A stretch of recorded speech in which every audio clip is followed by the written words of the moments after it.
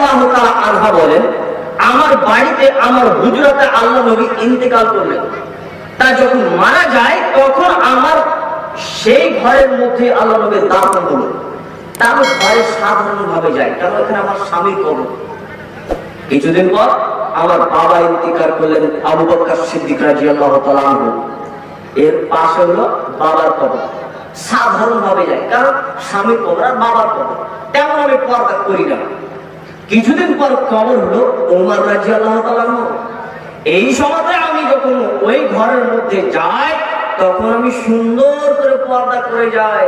ওমর রাদিয়াল্লাহু তাআলা আনহুর কবর আছে এখানে, এখানে একজন বেগানা পুরুষের কবর রয়েছে। আমি ওমর রাদিয়াল্লাহু তাআলা আনহুকে আমি খুব বড় লজ্জা পাই। আয়েশা রাদিয়াল্লাহু তাআলা আনহা একজন মৃত ব্যক্তিকে দেখে লজ্জা করছে, আর আপনার মেয়ে ডাউন করে রাস্তা দিয়ে হেঁটে বেড়াচ্ছে, আর টাইট পোশাক পরেছে, ওর না অর্ধেকটা গায়ে রয়েছে আর অর্ধেকটা পড়ে গেছে। আপনার মেয়েকে যদি শয়তানের জাত না বলতে কাকে বলবে? নিশ্চয়ই মেয়ে শয়তানের জাত, নিশ্চয়ই মেয়ে শয়তানের বেশ ধরে আসে, নিশ্চয়ই নারী শয়তানের বেশ ধরে যায়। আয়েশা রাদিয়াল্লাহু তাআলা আনহা বলেন, আমার সঙ্গে আল্লাহর নবী ঘুমিয়ে রয়েছে। হঠাৎ করে দেখছি রাত্রিবেলায় উঠে বের হয়ে হাঁটতে লাগে। তা আমি মনে মনে ভাবছি, আরে আবার অন্য স্ত্রীর কাছে যাচ্ছে নাকি, একটু দেখি। তা আমি পিছু নিলাম, যেতে যেতে দেখতে পাচ্ছি আরে আল্লাহ নবী দেখছি গার করে বাটিতে গিয়ে আল্লাহ নবী হাত তুলে দোয়া করছে, খুব দোয়া করছে। তা আমিও দোয়া শুরু করি, আমি দোয়া দেখছি আল্লাহ নবী কতটুকু দোয়া করে। তা অনেকক্ষণ যাবত দোয়া করলেন।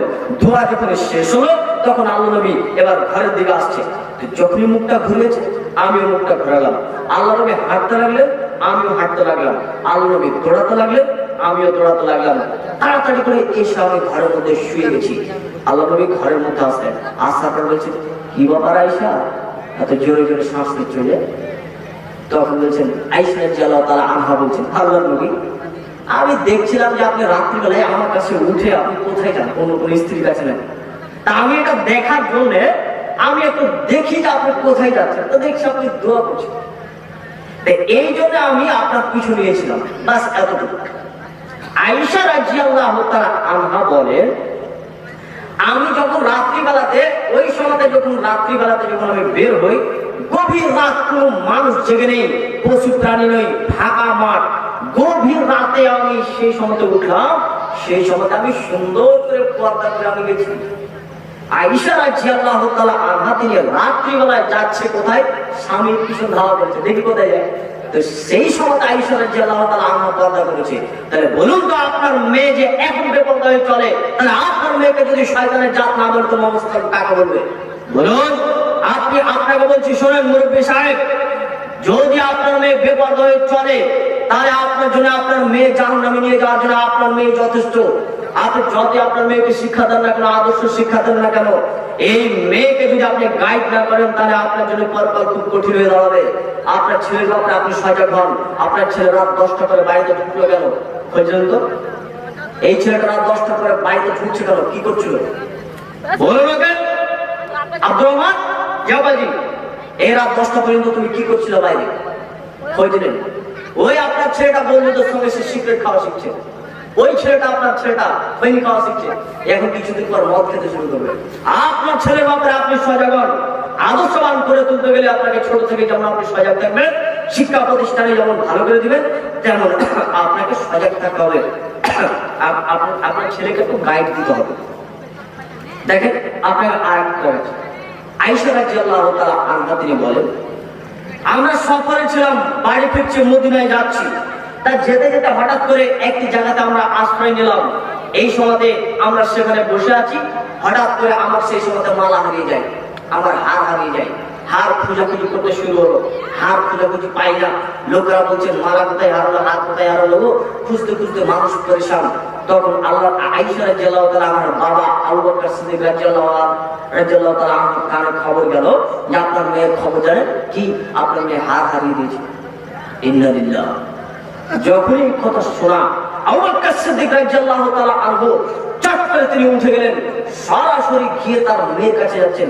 এই সময়তে দেখতে পাচ্ছে যে তার মেয়ে বসে আছে, আর এই উনুরানের উপরে তার স্বামী মুহাম্মদ সাল্লাল্লাহু আলাইহি সাল্লাম মাথা দিয়ে ঘুমিয়ে আছে। মাথা দেখছেন, মাথা দিয়ে এখানে ঘুমিয়ে রয়েছেন কে?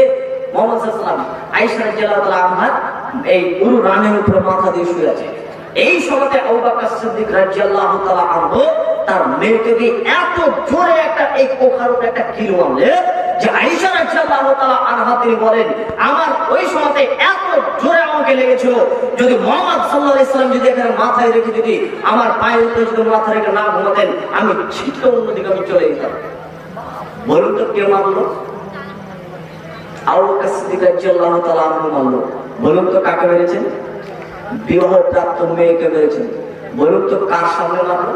জামাইয়ের সামনে মারলো, দিন দুপুরে মারলো, সমস্ত মানুষের সামনে, দিন দুপুরে জামাইয়ের সামনে।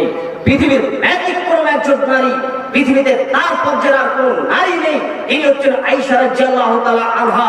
পৃথিবীর কোন পুরুষ নেই, নবী রাসূল ব্যতীত পৃথিবীতে আর দামি কোন পুরুষ নেই আবু বকর রাদিয়াল্লাহু তাআলা আনহু ছাড়া। এছাড়া আর দামি পৃথিবীতে কোনো মানুষ নেই। পৃথিবীতে মুহাম্মদ সাল্লাল্লাহু আলাইহি সাল্লামের মতো আর পৃথিবীতে কোনো নবী নেই।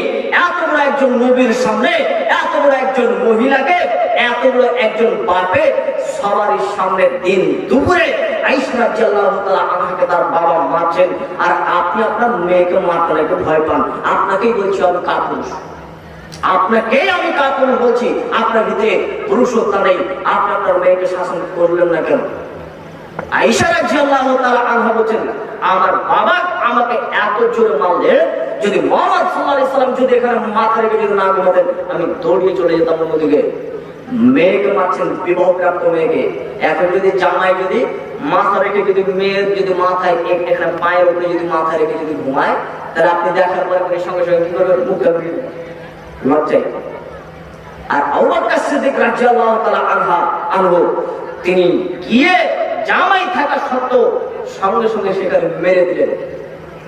এই ঘটনা থেকে আমি আপনাকে বোঝাতে চাচ্ছি, আপনার মেয়ে যতই বড় হয়ে যাক না কেন, আপনার মেয়ে বিবাহ দিয়েছেন, বিবাহ দেওয়ার পর খুব ভালো জামাই পেয়েছেন, আলেম একজন জামাই, জামাই খুব আপনার মেয়েকে নামাজ পড়ে যেতে খুব তাগিদ করে।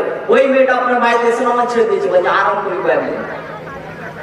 এই বিবাহপ্রাপ্ত মেয়ে আপনার বাড়িতে যদি আরাম করে, তাহলে এর কোন সুযোগ নেই। আপনি বাপ, এখন আপনি তাকে ফিরবেন, এখন আপনি তাকে মারার আপনি অধিকার এখনো আপনার রয়েছে। আপনি আপনার মেয়েকে মারেন, আমার পরিবার মানে বাবার বাড়িতে কিশোরা নারীরা এগুলো করে থাকে। যার জন্য আমি বললাম, বাড়িতে আসার পরে আপনার মেয়ে যদি এরকম করে, আপনার মেয়ে যদি বেপরদা চলে, তাহলে মুরব্বী সাহেব আপনাকে সজাগ থাকতে হবে। একটি মেয়ে যদি বেপরদায় চলে, আল্লাহ নবী বলেছেন, শোনো, দুইটি পৃথিবীতে পাপ রয়েছে যা না করলেই পাপী, দুইটি পৃথিবীতে পাপ রয়েছে যা মানুষ না করলেই পাপী। এক, যদি কোনো মানুষ জুয়া খেলার জন্য বলে এসো জুয়া খেলি, ওই লোকটা জুয়া খেললো না, অথচ সে জুয়া খেলার মতো অপরাধী কিয়ামতের মাঠে গণ্য হবে।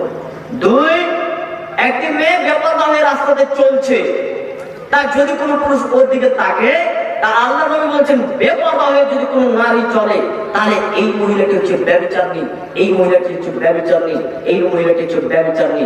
অথচ এই মহিলাটি ব্যভিচারই করলো না, কোন পুরুষের সাথে সে ব্যভিচার করলো না, এরপরেও আল্লাহ নবী বলছেন ওই মহিলাটি হচ্ছে ব্যভিচারিণী। কেন বললেন? এই মেয়েটি যদি এখন বেপরদা হয়ে রাস্তাতে চলে, একে যত পুরুষ দেখবে সমস্ত পুরুষ জাহান্নামে যাবে। এর বাড়িতে যদি যোগ্য ভাই থাকে, যোগ্য ভাই থাকার পরে যদি তার বোনকে না বাধা দেয়, তাহলে এর ভাইকে কিয়ামতের মাঠে জাহান্নামে দেওয়া হবে।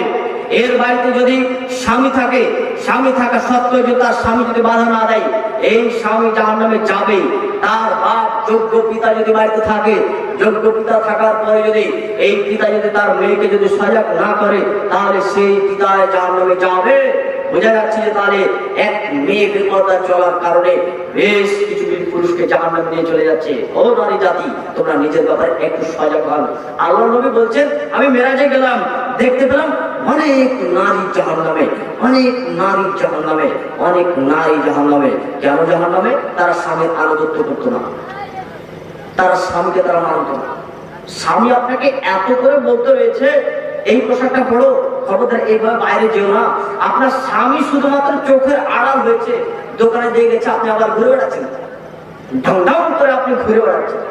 আয়েশা রাদিয়াল্লাহু তাআলা আনহা বলেন, আমার উপরে একটা তহমাত দেওয়া হলো। তহমাতটা কি? আমি নাকি সাফর ইবনে মুআত্তালার সঙ্গে নাকি আমি নাকি জেনা করেছি, আমি নাকি সাফর ইবনে মুআত্তালার সঙ্গে জেনা করেছি। আমার উপরে এক অপবাদ দেওয়া হলো, গ্রামে সবাই বলে বেড়াচ্ছে আয়েশা রাদিয়াল্লাহু তাআলা আনহা জেনা করেছে। তখন আমি আমার খালাকে জিজ্ঞাসা করছি, খালা আমার জেনা করার ব্যাপারে, এই জেনা করাটাকে আমার মা জানে? জানে। আমার আব্বা জানে? জানে। আল্লাহর নবী জানেন? জানেন। সবাই জানে। তুমি নাকি 7 ঘন্টা মুহাম্মদের সঙ্গে জেনা করেছো। তখন আয়েশা রাদিয়াল্লাহু তাআলা আনহা বলেছেন, ইন্না লিল্লাহ, জেনা না করে আমি জেনা আমাকে অপবাদ দেওয়া হয়েছে। আল্লাহর নবীর কাছে গিয়ে বলছেন, আল্লাহর নবী আমাকে আমার বাবার বাড়ি যাওয়ার জন্য অনুমতি দেন। তখন আয়েশা রাদিয়াল্লাহু তাআলা আনহা আল্লাহর নবীকে বলছেন, আল্লাহর নবী আমার বাবার বাড়ি যাওয়ার জন্য অনুমতি দেন। এই সামনে বাড়ি, বাবার বাড়ি কোথায়? এই সামনে। তো আল্লাহ নবীর কাছে বাবার বাড়ি যাওয়ার জন্য অনুমতি যাচ্ছে, আর আপনার স্ত্রী আপনার বাড়ি থেকে ঢং করে বের হতো তো ওই পাড়া থেকে ওই পাড়া চলে গেছে। আপনার স্ত্রী ঢং করে এই পাড়া থেকে নাকি অমুক মার্কেটে চলে গেছে বাজার থেকে। ছি ছি ছি ছি, ওর বাড়িতে নাকি যোগ্য ভাই নেই, ওই বাড়িতে নাকি যোগ্য পিতা নেই, ওই বাড়িতে নাকি যোগ্য পুরুষ নেই, সবাই নাকি মরে গেছে। ছি, লজ্জা শরম থাকা দরকার, ইতস্তবোধ থাকা দরকার, হায়া শরম থাকা দরকার। আমরা হচ্ছে মানুষ, আমি মুসলিম। আপনি আদর্শ পরিবার গড়ে তোলার ব্যাপারে দীর্ঘ পর্যায়ে আপনার সামনে আলোচনা করলাম। শুনুন, কবি রবীন্দ্রনাথ ঠাকুর বলেছে, সব থেকে বড় বিশ্ববিদ্যালয় হচ্ছে মায়ের কোল। মা শিক্ষা দেবে, এটাই সব থেকে বড় শিক্ষা। নেতাজি সুভাষ চন্দ্র বসু বলেছিলেন, তোমরা আমাকে একটি ভালো মা দাও, আমি তোমাদেরকে 10টি সৈন্য দেবো। মহাত্মা গান্ধীজি বলেছিলেন, তোমরা আমাকে একটি ভালো মা দাও, দেশের স্বাধীনতা তোমাদেরকে দিয়ে দেবো। আল্লাহ নবীর ভাষা হচ্ছে, একটি মা যদি আল্লাহ ওয়ালি হয়, তাহলে এর পেট থেকে যতগুলো সন্তান জন্ম নেবে সব দিনের মুজাহিদ তৈরি হবে। নারী ও পুরুষ জাতি, তোমরা নিজেরাই তোমাদের সন্তানের ব্যাপারে একটু সজাগ হন, তোমরা নিজেরাই আদর্শবান হন। যদি একটি নারী যদি আদর্শবান হয়, তাহলে তাদের সন্তানগুলো সব আদর্শ